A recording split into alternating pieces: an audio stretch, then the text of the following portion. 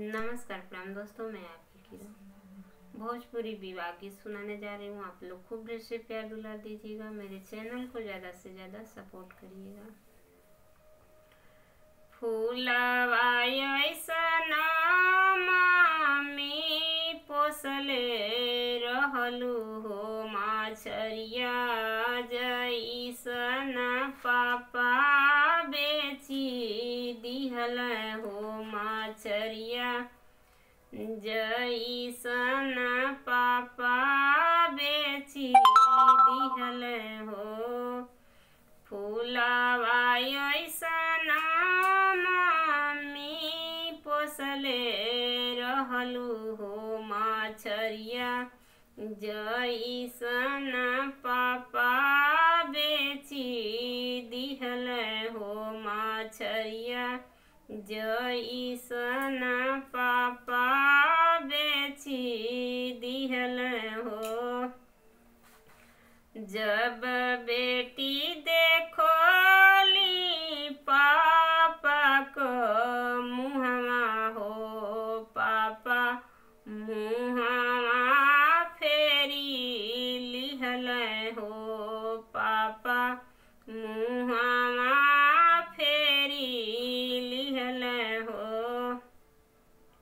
सुगवा अइसन चाची पोसले रहलू हो, माछरिया जइसन चाचा बेची दिहल हो, माछरिया जइसन चाचा बेची दिहल हो।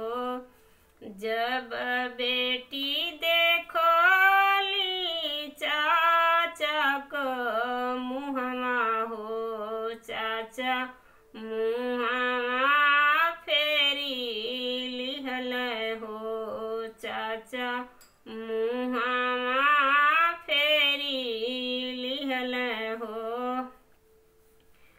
गुड़िया अइसन भाभी पोसले रहलू हो, माछरिया जइसन भैया बेची दिहल हो, माछरिया जइसन भैया बेची दिहल हो।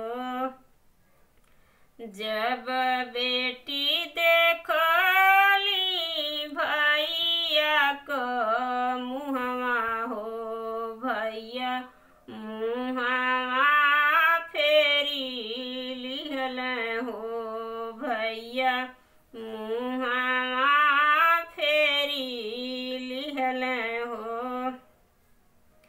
आज के दिन बेटी रोवली पापा चाचा को सैया भैल हो, भैया मोर कसैया भैल हो।